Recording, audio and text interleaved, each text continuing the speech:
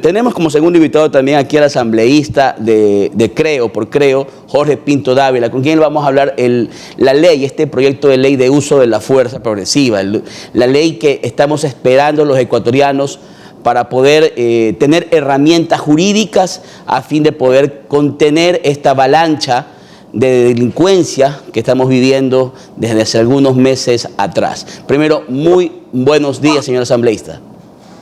Buenos días, Fernando. Muchísimas gracias por este espacio. Un fuerte abrazo para ti y para todas las personas que nos escuchan esta mañana. Estimado asambleísta, usted también es abogado, estaba leyendo su hoja de vida, sus participaciones también en la asamblea. Usted ha sido uno de los que más ha luchado por esta ley. Estamos ya de la ceja al ojo, ya el 9 de mayo creo que fue la última sesión para dejar todo listo y que se ha remitido el proyecto de ley a la asamblea, al pleno. ¿En qué estado exactamente se encuentra el proyecto de ley? El proyecto de ley está listo para segundo debate. Tenemos, creo el día de mañana, si no me equivoco, ya vamos a tener la convocatoria para que se vote en la comisión por el informe para segundo debate. Luego de eso ya pasa a presidencia de la Asamblea nuevamente para que sea convocada la sesión de esta ley, donde se tratará esta ley, donde esperamos que los 137 asambleístas terminen votando por una ley que sin duda alguna fortalece el trabajo de la policía, Fuerzas Armadas y agentes penitenciarios. Asambleísta, en este momento los ecuatorianos vivimos en un estado de preocupación y evidente zozobra por el tema de la seguridad. Eso es un tema que no lo podemos discutir y no lo podemos esconder y esperamos que existan herramientas válidas para poder salir adelante y paliar este momento tan crítico en nuestra historia. Pero el día de ayer el presidente de la comisión, señor Ramiro Narváez, nos decía unas palabras, hacía pública su preocupación en cuanto a que si existe la ley y que la ley puede ser muy buena, no tendrá el impacto que todos esperamos si no existe decisión y voluntad política por parte del presidente, que eso es lo que realmente va a marcar la diferencia. ¿Los ecuatorianos estamos esperando en vano o realmente esto depende ya más del tema ejecutivo y de la decisión gubernamental de poder implementar políticas de seguridad para los ecuatorianos? Yo creo que adelantarnos a que la ley no sirva es de alguna manera retroceder en el trabajo que se ha venido haciendo. El presidente Narváez de la comisión y el resto de colegas asambleístas hemos hecho un gran trabajo para poder sacar esta ley adelante. Hemos dejado de lado nuestros lineamientos políticos, nuestros, de alguna manera nuestros propios intereses para trabajar por una ley que al final va a ser una herramienta para que las Fuerzas Armadas, Policía Nacional y agentes penitenciarios puedan trabajar. Por supuesto que se necesita también decisión política por parte del Ejecutivo, por parte del Estado, inversión que ya lo está haciendo este gobierno. Este gobierno responsable como es está haciendo una gran inversión en el tema de seguridad, pero el gobierno tampoco puede hacer nada si es que no tiene una ley que ampare a la policía a realizar su trabajo. ¿Qué es lo que venía sucediendo? La policía hacía uso de la fuerza legítima, eventualmente causa lesiones o muchas veces la fuerza letal y terminaban ellos presos. Muchas veces son ellos los que terminan pagando los platos rotos y por otro lado nuestra justicia deja libre a los delincuentes. Así que esto es, la seguridad es un tema que se tiene que anclar desde todos lados, desde el Ejecutivo, desde la Asamblea, desde la justicia que nosotros tenemos y ahí hay que hacer un llamado de atención muy fuerte a nuestros jueces para que comiencen a actuar en derecho. Y esta ley precisamente pone en antecedente de que nuestros policías, mientras hagan su trabajo y en el uso de su arma de dotación, cuando están realizando su trabajo, ojo, siempre y cuando estén realizando su trabajo, hagan uso de su arma de dotación, primero que puedan protegerse en libertad, que si existe algún proceso o alguna investigación se defienda en libertad, y segundo, que no pierda su trabajo, porque dejarían muchos años de carrera a un lado por cumplir su trabajo. Esto es paradójico, se les exige a ellos que cumplan su trabajo, pero por otro lado se les castiga cuando cumplen su trabajo. Esta ley también marca históricamente que dentro de las cárceles, dentro de los centros de privación de libertad, los agentes penitenciarios puedan tener grupos tácticos que no van a estar en contacto con las personas privadas de libertad, pero grupos tácticos que van a poder estar armados y que serán la primera línea de frente cuando ocurran los motines, que hasta el día de hoy no se pueden controlar al 100%, porque claro, la policía y Fuerzas Armadas tienen que estar fuera del perímetro, y mientras ellos ingresan ya tenemos víctimas fatales. Así que esta ley cambia totalmente el panorama que tenemos hasta el día de hoy, y hay que decir también lo justo: el gobierno actual del presidente Guillermo Lasso está haciendo una gran inversión. Recién acaban de regresar de Israel, donde hicieron grandes acuerdos de seguridad, precisamente donde un país que tiene la experiencia que tiene Israel hoy nos va a dar un apoyo importantísimo para poderle brindar seguridad a nuestro país. Pero no podemos decir que va a cambiar de la noche a la mañana, tampoco podemos engañarles a los ecuatorianos. Después de tantos años de descuido, después de tantos años de fortalecimiento del crimen organizado y de la delincuencia común en nuestras calles, no podemos pretender que las cosas cambien de la noche a la mañana. Sin duda alguna, esta ley es una gran herramienta para que las cosas cambien, con decisión del Ejecutivo, por supuesto, con un buen actuar y decisión también del sistema judicial, que hoy está venido abajo, pero por supuesto también con leyes claras que vengan desde el Legislativo. Señor asambleísta, usted es abogado también, usted tiene que conocer cómo se encuentran pues, las dependencias judiciales, muy venidas a menos. Pero hablemos de un tema medular en cuanto al tema de seguridad penitenciario, que son los guías penitenciarios, que yo en algunas entrevistas lo he escuchado a usted tocar este tema muy puntual, y surgen algunas dudas que con usted quisiéramos esclarecer. Gran parte del problema es el tema de la seguridad interna en las penitenciarías por medio de estos guías penitenciarios. ¿A qué realidad se enfrenta el guía? El guía tiene un sueldo promedio de 800 a 900 dólares mensuales. Eso es lo que más o menos gana un guía penitenciario. Además, tiene que cuidar y está encargado de mantener la privación de libertad de verdaderos capos de la droga, de gente realmente adinerada, de gente que tiene todos los recursos dentro y fuera de la penitenciaría, de los centros de detención, de los centros de reclusión. Entonces, es muy difícil, es bastante complicado que con una sola ley se pueda quitar una estructura criminal que comienza desde la parte de la poca retribución económica de los guías y de su seguridad personal, porque si el guía no quiere aceptar un soborno, también puede ir por el lado de la seguridad personal de su familia. ¿Cómo ustedes piensan blindar a los guías penitenciarios para dar seguridad interna en las cárceles del Ecuador? A ver, aquí tenemos que decirle dos cosas: que los guías penitenciarios, existen muchos que tienen experiencia y hacen bien su trabajo. Por otro lado, también tenemos, tanto en la policía, Fuerzas Armadas y en guías penitenciarios, donde se ha enquistado el crimen organizado, y eso tiene que irse depurando. Recordemos que tuvimos unos guías express que fueron en 6 meses capacitados, y que hoy está saliendo a la luz cómo fueron capacitados. Eso tiene que investigarse, lo estamos haciendo nosotros desde nuestro despacho, para saber cómo fueron esos contratos con los centros de capacitación. 6 meses para capacitar a un guía que luego que está ya cumpliendo su trabajo no tiene con qué defenderse. El momento que existe un amotinamiento, ¿cómo se defienden ellos ante tantas personas privadas de libertad que se les vienen encima? Eso tiene que cambiar, y sin duda alguna tenemos que mejorar el tema de los guías penitenciarios con un sueldo digno, con una buena capacitación, y eso es lo que está haciendo este gobierno. Va a abrir una escuela específica para capacitar a los guías penitenciarios, para que sean de carrera, para que puedan hacer bien su trabajo y no se dejen tentar fácilmente por las bandas delincuenciales que terminan cooptando a muchos de estos guías.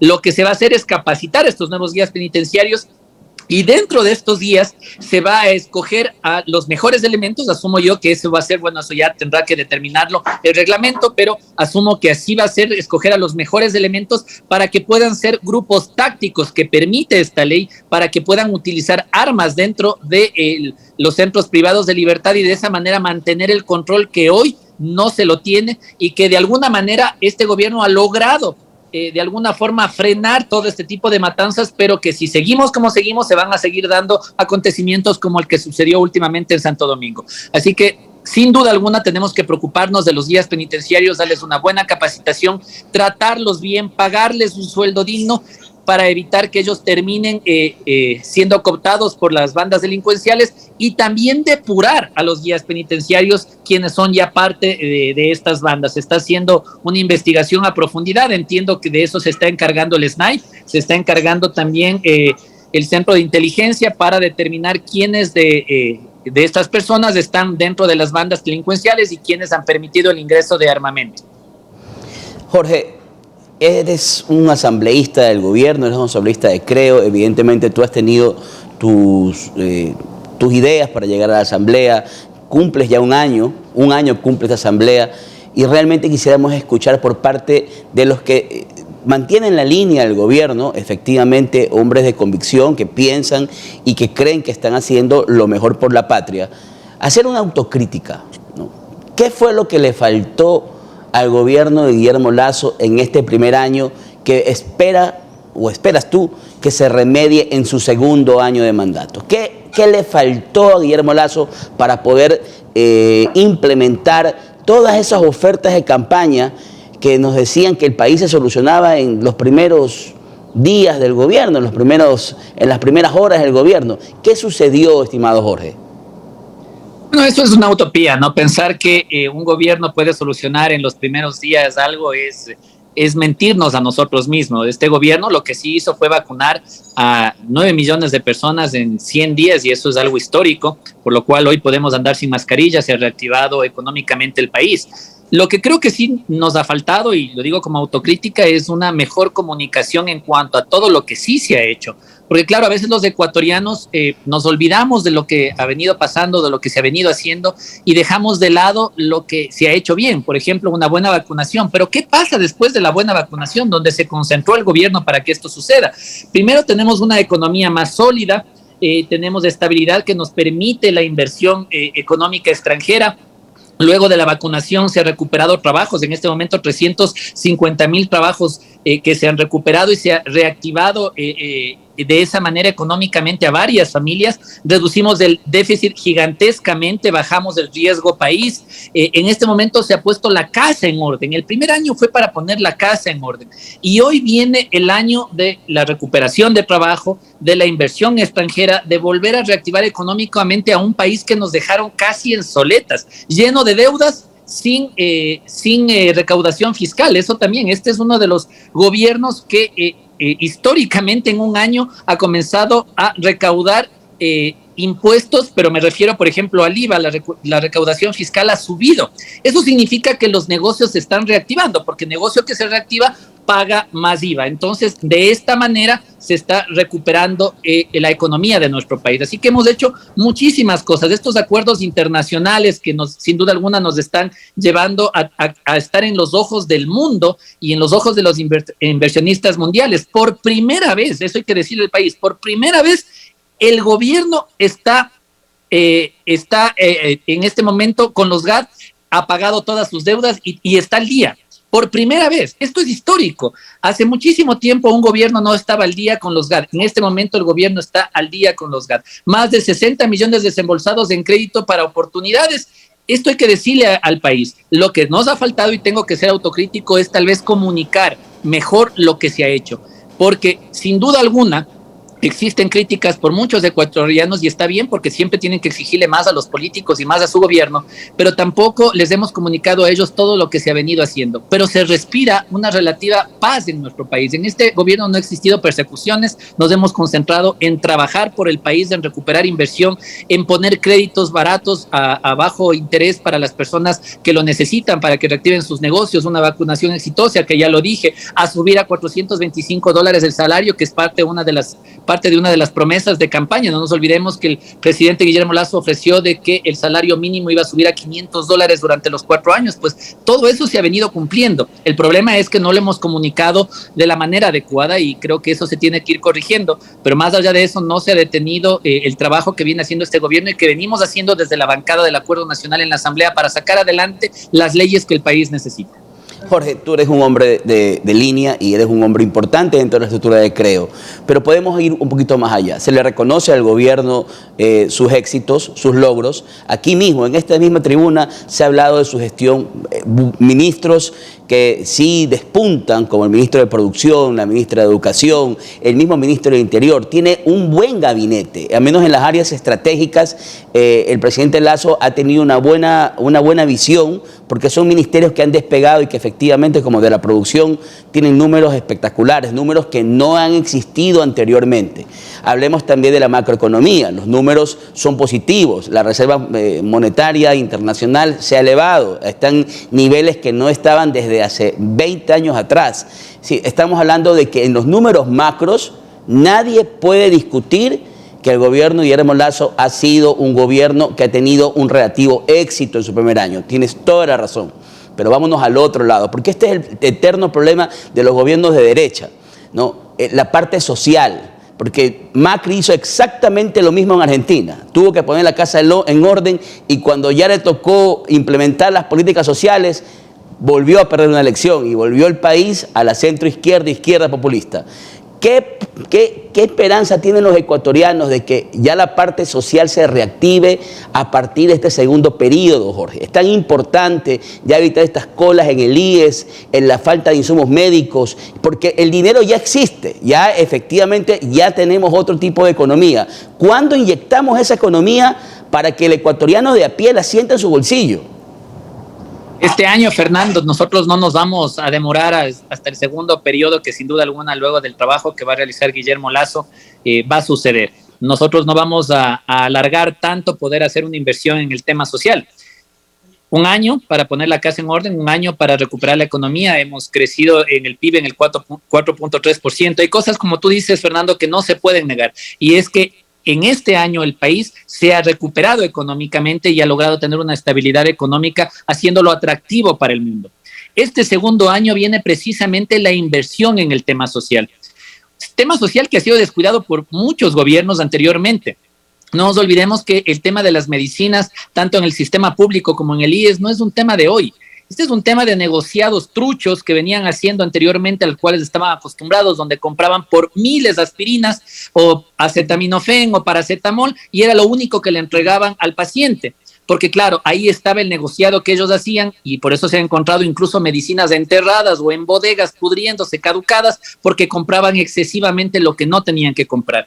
Para que eso no vuelva a suceder, teníamos que poner todo en orden para que hoy las compras públicas primero sean transparentes, sin sobreprecios y sin afectar la economía de los ecuatorianos. Segundo, que lo que se compre les sirva realmente a los pacientes que están en este momento demandando salud en nuestro país. Este año se viene un año de inversión pública sin precedentes, donde vamos a comenzar a corregir esos errores que han venido por años. Pero sobre todo, yo siempre les digo a los ecuatorianos, el peor impuesto que puede tener un país es la corrupción. Y si nosotros no combatimos frontalmente esa corrupción, como lo ha venido haciendo este gobierno, estamos condenados a vivir siempre en la miseria a la cual nos han condenado gobiernos que se han aprovechado de la economía del país para hacer sus negociados.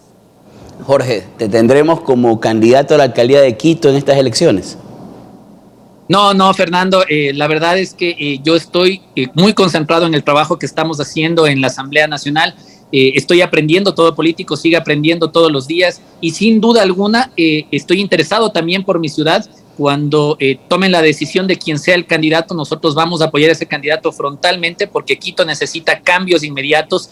Quito ha estado lleno de malas administraciones y lo que necesitamos son cambios reales para los quiteños. Pero por el momento yo estoy dedicado a presentar proyectos de ley. Tendrán noticias próximamente de unos proyectos muy importantes que no me quiero adelantar a dar nombres, pero proyectos importantes que vamos a presentar, que vamos a empujar para que sean aprobados y de alguna manera contribuir desde donde estamos nosotros con ese granito de arena que necesita el país.